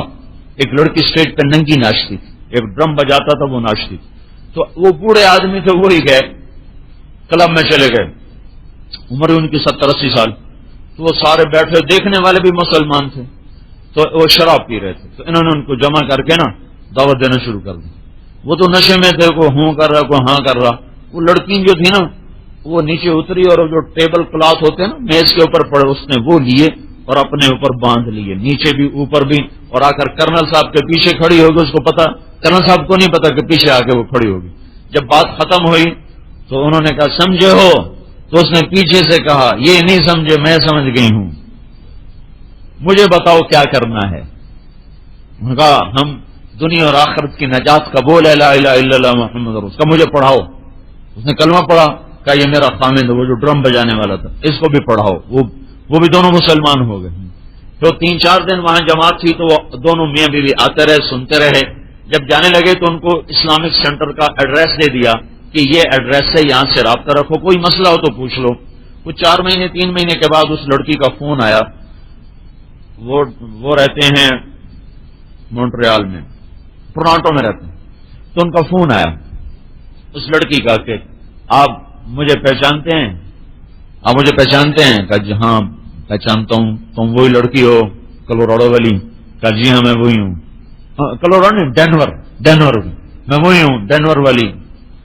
کہا ایک مسئلہ پوچھنا ہے۔ کہ کیا ہوا؟ کہا آپ کے جانے کے بعد ہم دونوں میاں بیوی مسلمان ہو گئے تھے، تو میں جب ناچا کرتی تھی تو ایک رات کا $500 لیا کرتی تھی، تو میں نے تو پھر کام چھوڑ دیا، میں گھر میں بیٹھ گئی، میرے خامند نے نوکری کر لی، تو اب وہ $40 روز کا لاتا ہے، $500 سے $40۔ امریکہ جیسے شہر میں یہ موت ہے، موت، وہاں کوئی کسی کو روٹی نہیں پوچھتا، پانی نہیں پوچھتا۔ لہٰذا میرا ہم نے گھر بھی بیچ دیا، گاڑیاں بھی بیچ دی، ایک چھوٹے سے اپارٹمنٹ میں ہم شفٹ ہو گئے ہیں۔ تو میرا خامند جاتا ہے نوکری کر کے آتا ہے، تو شام کو ہم دونوں میاں بیوی نکلتے ہیں اپنے رشتہ داروں کو تبلیغ کرنے، دعوت دینے کے، شاید کوئی مسلمان ہو جائے۔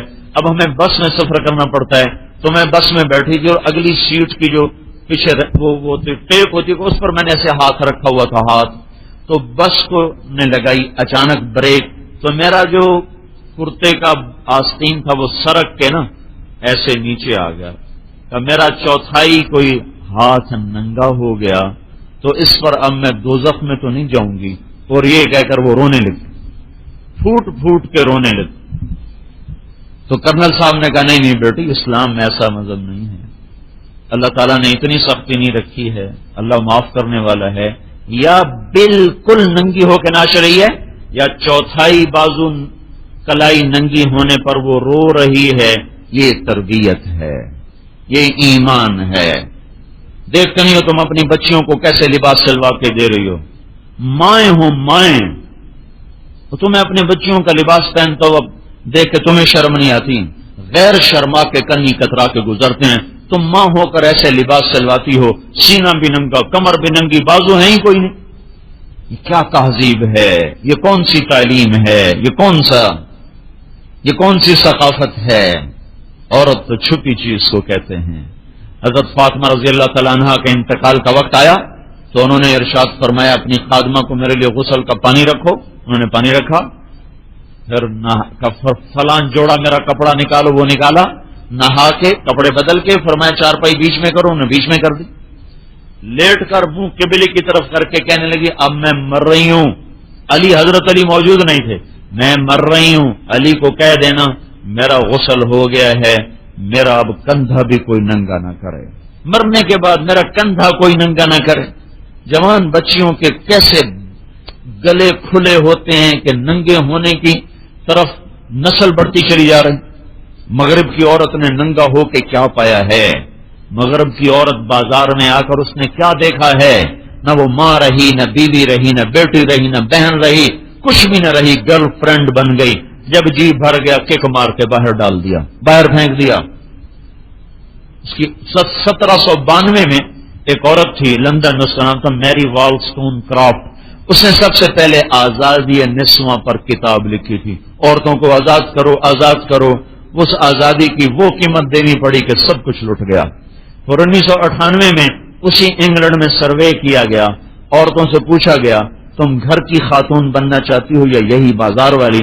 تو 98% عورتوں نے کہا ہم گھر لوٹنا چاہتی ہیں لیکن اب ہمیں خامد کوئی نہیں ملتے، بوائے فرینڈ ہیں، جب ان کا جی چاہتا ہے دھکا دے کے باہر نکال دیتے ہیں، ہمیں خامد کوئی نہیں ملتا. تو ماؤں کے ذمے اللہ نے ایک کام دیا تھا، ان کو ایمان سکھانا، رسالت کی عظمت بٹھانا، حضرت محمد صلی اللہ علیہ وسلم کی عظمت بٹھانا، ان کے اندر نماز کی ہیبت بٹھانا. یا بنی اقم الصلاۃ وامر بالمعروف وانہ عن المنکر واصبر علی ما اصابک ان ذلک من عزم الامور. ان ساری عورتوں سے کہتا ہوں سورہ لقمان کا یہ رکوع زبانی یاد کرے. یہ سارے باپ جو بیٹھے ہوئے ہیں ان سے کہتا ہوں یہ لقمان سورت کا یہ رکوع یاد کرو. اس میں اولاد کو کیا بنانا ہے وہ اس میں لکھا ہوا ہے، اولاد کو کن بنیادوں پہ کھڑا کرنا وہ اس میں لکھا ہوا ہے. یہ تم کر دو، آگے تم ہدایت نہیں دے سکتے، ہدایت تو اللہ دیتا ہے. ہادی اللہ ہے لیکن محنت تو ہمارے ذمہ ہے. ہادی اللہ ہے، دل اللہ پلٹا دے گا، پر ہم کوشش تو کریں. یہ بنیادیں ہیں، ایمان بناؤ. اور انہا ان تکن مثقال حبۃ من خردل، یہ اللہ تعالیٰ نے آخرت جزا سزا کا احساس ان کے اندر پیدا کرو، نماز کا احساس پیدا کرو، تبلیغ کا احساس پیدا کرو، صبر سکھاؤ ان کو، اخلاق سکھاؤ ان کو. لا تصعر خدک للناس، بدتمیز بن کے بات نہ کر، بدتمیز بن کے بات نہ کر، کسی کے گلے نہ لگ جا، کسی کو جھپٹ کے نہ پڑ جا. اور لا تمشی فی الارض مرحا، اکڑ کے مت چل. واقصد فی مشیک، چال میں عاجزی رکھ، تواضع رکھ. واغضض من صوتک، آواز میں پستی رکھ. آواز تو مرد بھی اونچی کرے تو اللہ کو ناپسند ہے، اگر عورتیں گلا پھاڑ پھاڑ کے بولنا شروع کر دیں تو اور زیادہ اللہ کے دربار میں بری چیز ہے اور بری آواز ہے. کہ آواز کی پستی، نظر کی پستی اور زبان میں میٹھا بول. پھر ماں باپ کا حق سمجھایا اور اس کے ساتھ وصینا الانسان بوالدیہ، تیرے ماں باپ کا تیرے اوپر حق ہے. حملت ہو کرہن ووضعت ہو کرہا، تیری ماں نے تجھے دکھ میں اٹھایا، دکھ میں جنا، دکھ میں تجھے پالا، تو تیری ماں کا تیرے اوپر حق ہے کہ ان کے آگے اف بھی نہ کر، ان کے آگے چوں بھی نہ کر، ان کے آگے ہائے تو بڑی بات ہے، ان کے آگے چوں بھی نہ کرو، سر جھکا دو، ان کے سامنے زخمی پرندے کی طرح گر جاؤ. کہ جو اللہ کے نبی نے فرمایا ماں باپ ظلم بھی کریں تو سہ جاؤ، ظلم بھی کریں تو سہ جاؤ، زیادتی بھی کریں تو سہ جاؤ. تو ان کے سامنے اف مت کرو. یہ اولاد کو سمجھایا، وہ ماں باپ کو سمجھایا. اس لیے بھائیو، ہماری عورت گھر میں بیٹھ کے فارغ نہیں ہے، کام ہے بہت زیادہ. لیکن وہ نظام ہی بدل گیا، بچے اسکول بھیج دیتی ہیں، خوش ہوتی رہتی ہیں، پھر وہ آتے ہیں تو وہ ٹی وی پہ بیٹھ جاتے ہیں، یا ٹیوشن ماسٹر پکڑ لیتا ہے، یا کوئی قاری صاحب پکڑ لیتا ہے، یا ٹیوشن سینٹر پکڑ لیتا ہے، یا کوئی ٹیوشن والا پکڑ لیتا ہے. شام کو ٹی وی چل جاتا ہے، کیبل چل جاتا ہے، اماں بھی بیٹھی، ابا بھی بیٹھا، بچے بھی بیٹھے. تو نہ ماں کو یاد رہا نہ ابا کو یاد رہا کہ ہم نے ان کو کس انداز پہ چلانا ہے، کدھر لے جانا ہے، کہاں ان کو اٹھانا ہے بٹھانا ہے. تو وہ ایک جنگل کے درخت کی طرف پروان چڑھتے ہیں جس میں کانٹے ہی کانٹے ہوتے ہیں. حضرت علی سے کسی نے پوچھا حسن کیسا ہے آپ کا بیٹا؟ تو آپ نے فرمایا جب رات کو چلتا ہوں تو میرے آگے چلتا ہے کہ کوئی غار ہو تو میرے اوپر ہو، میرے باپ پر نہ ہو. جب دن میں چلتا ہوں تو میرے پیچھے چلتا ہے کہ آگے تو میں خود دیکھ رہا ہوں، تو میرے پیچھے چلتا ہے کہ پیچھے سے کوئی وار ہو تو میرے اوپر ہو، میرے باپ پر نہ ہو. جس گھر میں بیٹھا ہوں اس کی چھت پہ نہیں چڑھتا کہ باپ سے اوپر نہ ہو جاؤں. میرے ساتھ کھانے پر بیٹھتا ہے تو جب میں نوالے کی طرف اس کو سالن کی طرف ہاتھ بڑھاتا ہوں تو اپنا ہاتھ پیچھے کر لیتا ہے، پتہ نہیں میرے باپ کو کون سی بوٹی پسند آئے، کہیں میں نہ اٹھا لوں. تو میں اپنا ہاتھ پیچھے کرتا ہے، جب میرا ہاتھ سالن سے باہر نکلتا ہے پھر اپنا ہاتھ سالن کی طرف بڑھاتا ہے. جب میں روٹی کی طرف ہاتھ بڑھاتا ہوں تو اپنا ہاتھ پیچھے کر لیتا ہے، پتہ نہیں کون سا نوالا روٹی کا ٹکڑا میرے باپ کو پسند ہو. کہ یہ ہے میرا بیٹا حسن. ایسی اولاد اگر اللہ دے دے تو 10 بھی ہوں 20 بھی ہوں تو برکت ہے، اور ایک ہو اور ہو بدبخت نافرمان تو مصیبت ہے. دیکھو ہمیں تمہیں یہ دھوکہ دے رہے ہیں کم بچے خوشحال گھرانہ، چھوٹا خاندان زندگی آسان. یاد رکھو میرے بھائیوں بہنوں، چھوٹے خاندان سے زندگی آسان نہیں ہوتی. دیندار خاندان سے زندگی آسان ہوتی. بچے نیک ہوں زندگی آسان ہے، بچے نافرمان ہوں آگے گلے کو پکڑیں اور ماں کے آگے بکواس کریں، باپ کو آنکھیں دکھائیں، تو کیسے زندگی آسان ہو سکتی ہے؟ ایک ہی بیٹا نافرمان نکلا تو زندگی کیا ہوئی؟